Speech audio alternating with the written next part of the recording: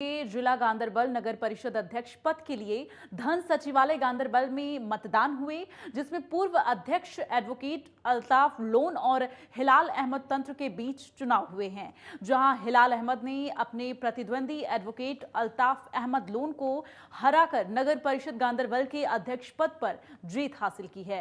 11 पार्षदों ने हिलाल अहमद तंत्र के पक्ष में मतदान किए हैं। एडवोकेट अल्ताफ लोन को जहां केवल 6 वोट मिले हैं, तो वहीं हिलाल अहमद तंत्र गांधरबल नगर परिषद के अध्यक्ष चुने गए हैं।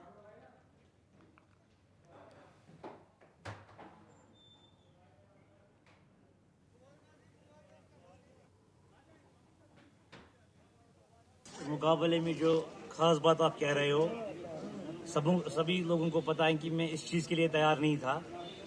तो हमारे साथी ने यहाँ कोई पार्टीबाजी नहीं है, कुछ नहीं है, सिर्फ ये चीजें कि ये गांधरबल के मुद्दे की बात थी, जिसमें मजीद साहब और कोल साहब ने एक इनिशिएटिव लिया कि टाउन के लिए हम एक नया चेहरा सामने लाएंगे और आप तैयार रहे। और अल्लाह के फजल से मैंने किसी काउंसलर से बात नहीं की कि मैं आप लोगों के लिए ठीक हूं या नहीं हूं। कोल साहब और मजीद साहब ने ये तय किया, और हमारे रशीद साहब जो हमारे फोरम में सबसे सीनियर सियासतदान है, इन्होंने मिलकर मुझे आगे किया।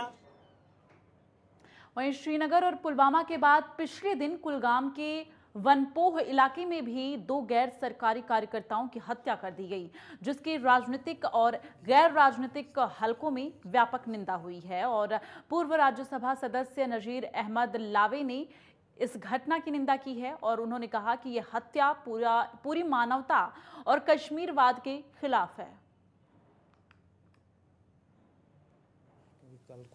हम पिछले 30 साल से झेल रहे हैं, और आने वाले कल भी मुझे लगता है कि ऐसा हो रहा है, क्योंकि हमारा बिजनेस इससे ख़राब हो रहा है। हमारे जो बिजनेसमैन जो बाहर की स्टेट से यहाँ आते हैं, चाहे बम्बई से आते हैं, हैदराबाद से आते हैं, वो भी 10 बार सोच लेंगे फिर आएंगे, तो इससे हमारी इक़्तिसादियत पर बहुत बुरा असर पड़ेगा। और हमारे जो बच्चे बाहर की स्टेटों में पढ़ते हैं, वो भी साइकोलॉजिकली वो भी डिफंग हो रहे हैं बेचारे, वो परेशान है वहाँ, यहाँ उनके वालिदैन परेशान है, वहाँ वो बच्चे परेशान हैं, क्योंकि कल कुछ एपिसोड ना हो जाए। हम इन जो हलाकतें यहाँ हुई, चाहे बिहार का कोई मजदूर है, एक निहत्ता इंसान, निहत्ता बच्चा, उसके परिवार ने उसको यहाँ बेचा है और हम यहाँ पर उसको मारा गया, ये बड़ी बदकिस्मती है। इन चीज़ों को सरकार की तरफ से पूरा देख लेना चाहिए, और सरकार को जो भी एक्शन होगा वो लेना चाहिए, ताकि कोई भी सिविलियन किलिंग या कोई भी किलिंग ना हो जाए। अखनूर के सरहदी इलाका परगवाल में all JNK PHE ITI trend CP वर्करों ने PHE स्टेशन परगवाल में जोरदार प्रदर्शन किया, और जम्मू प्रोविंस के अध्यक्ष दीपक गुप्ता ने कहा है कि हमारे जितने भी डेलीवेजर्स हैं, उनकी डिमांड को आज तक पूरा नहीं किया गया है। दीपक गुप्ता ने सरकार से अपील करते हुए कहा है कि हमारी डिमांड को पूरा किया जाए। तुम्हारी लूट तुम्हारी नहीं चलेगी, नहीं चलेगी। आवाज दो, मैं तुम्हारी लूट नहीं चलेगी, मैं तुम्हारी लूट तुम्हारी नहीं चलेगी। आज हमारा जो 1 डे का प्रोटेस्ट था सब डिवीज़न 4 में सेक्शन परगवाल में, ये हमारा प्रोटेस्ट इसलिए है कि हम एडमिनिस्ट्रेशन को, गवर्नर साहब तक ये मैसेज पहुंचाना चाहते हैं कि जो जम्मू कश्मीर में 22,000 के करीब जो PHE में हमारे मुलाजिम लगे हैं, काफ़ी अर्सा हो गया, 94 से आज 2021 हो गया, और 2.5 साल के करीब लगभग ड्यूटी को लगे हुए भी हो गया। तो हम यही चाहते हैं, गवर्नर साहब तक हम मैसेज पहुंचाना चाहते हैं। हमारी डिमांड है जो 2.5 साल से जो ड्यूटी लगा है, जो अदर ड्यूटी में जो मिनिमम वेजेस एक्ट जो लागू हुआ है, उसी की तर्ज पे जम्मू कश्मीर के मुलाजिमों को भी वो रेट मिलना चाहिए। सोपोर में औद्योगिक संपदा के अध्यक्ष जावेद भट्ट ने मीडिया से बातचीत करते हुए कहा है कि गैर स्थानीय निवासियों की हत्या को बेहद निंदनीय उन्होंने बताया, और साथ ही उन्होंने कहा कि ऐसा बिल्कुल नहीं होना चाहिए। जावेद भट्ट ने कहा कि गैर स्थानीय लोगों की हत्या से औद्योगिक कार्य प्रभावित हो सकता है, और क्योंकि हमारे पास घाटी के बाहर के कम से कम 80% मजदूर हैं। जावेद ने कहा कि हम उन्हें हर संभव मदद देने के लिए तैयार हैं।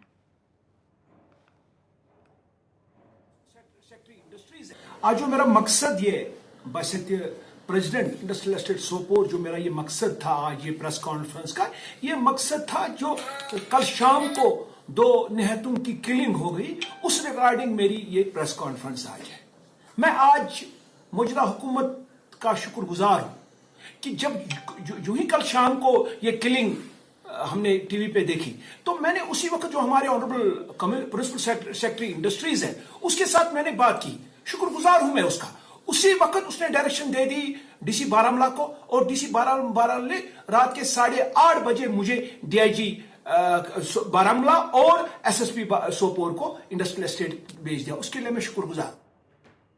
वहीं शोपिया के बेरोजगार शिक्षित युवाओं को मुमकिन योजना के तहत स्थायी आजीविका प्रदान करने के लिए किए गए प्रयासों को जारी रखते हुए उपायुक्त सचिन कुमार ने डीएलआईसी की बैठक की और जिसमें संबंधित अधिकारी मौजूद रहे, जहां सचिन ने कहा कि ऐसी सरकारी योजनाओं का उद्देश्य बेरोजगार युवाओं को समाज में एक जगह बनाने के लिए सहायता और अवसर प्रदान करके उन्हें सशक्त बनाना है।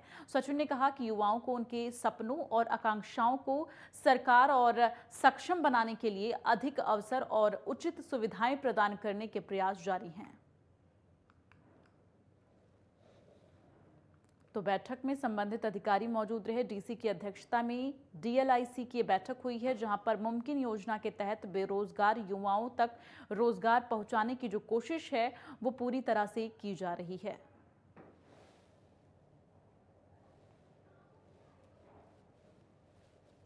तो मुमकिन योजना के तहत बेरोजगार युवाओं को रोजगार देने की जो कोशिश है वो की जा रही है और सरकार की जो योजनाएं हैं वो लोगों तक पहुंचाने के प्रयास जारी हैं।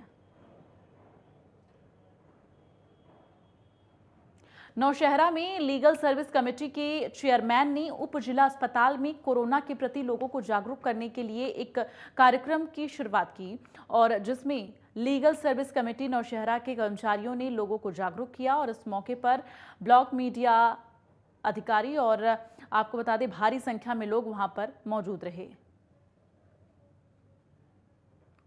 तो कोरोना के प्रति लोगों को जागरूक करने की मुहिम जो है वो लगातार जारी है और वैक्सीनेशन प्रक्रिया तो तेजी से आगे बढ़ रही है। इसके साथ ही लोग जल्द से जल्द वैक्सीनेट हों, इसके लिए भी जागरूक किया जा रहा है। कोरोना से बचाव जो है किस तरह से किया जाए, इसके लिए जागरूक करने के लिए ये कार्यक्रम आयोजित किया गया। तो नौशहरा में ये कार्यक्रम आयोजित किया गया था, जहां मौके पर भारी संख्या में लोग मौजूद रहे और कोरोना के प्रति लोगों को जागरूक किया गया।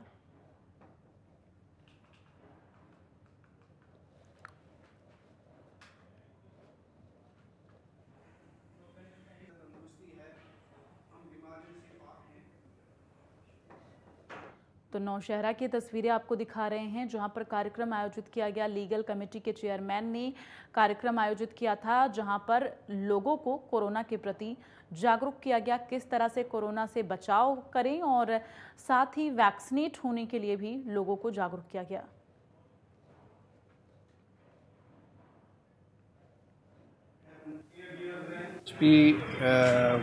सिर्फ अपने भारत में नहीं बल्कि दुनिया में जो है इस कोविड जो है बीमारी, इसकी बहुत बड़ी ख़तरनाक बीमारी जो है, इसका लहर जो है आपने देखी कितनी थी। तो अब आस्ता आस्ता करके कंट्रोल जो है इसके ऊपर हो रहा है। फिर भी हमारा फ़र्ज़ बनता है कि जो लोग इससे अवेयर नहीं हैं उनको जानकारी दें।